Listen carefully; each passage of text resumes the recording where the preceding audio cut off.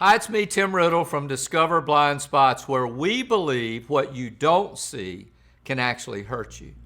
Today I want to ask you a question. How many of you keep a to-do list? My guess is that almost everyone has some type of list they use each day.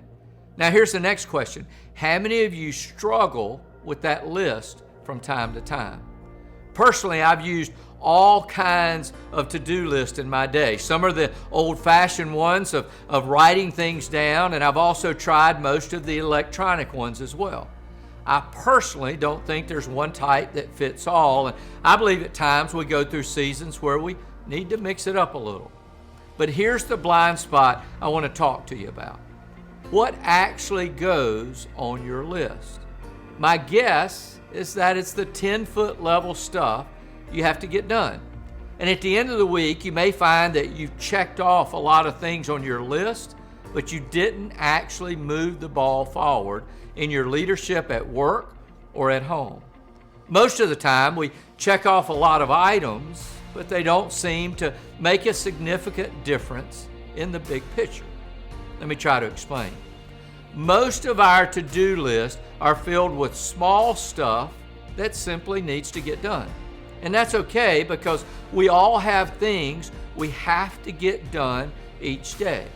In fact, on average, 80% of our time is filled with managing those small items. But the remaining 20% of our time is where the real progress is made.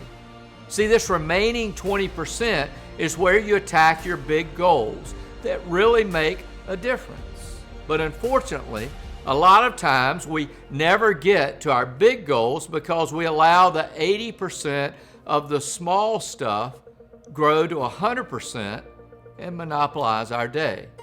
So here's a plan that's worked well for me lately. I actually have a second to-do list, and that list is simply called my Wigs. I have a whiteboard that's in my office, and every Sunday night I write down 1 to 3 Wigs for the week. Now, no more than 3. See, Wigs stand for wildly important goals. I think Franklin Covey actually coined the phrase. My 3 Wigs each week are things that will make a huge difference in my organization. Each morning when I walk into my office, I see my Wigs. They stare me in the face as I sit at my desk, demanding that I give them some attention during the week. Now, they don't replace my regular to-do list. I still deal with those items 80% of the time. But I know if I want to see things happen, I need to carve out time for my Wigs. And by creating space for both of my to-do lists, I not only get things done with the 10-foot level stuff, but I also feel like I made a difference with some of my larger goals.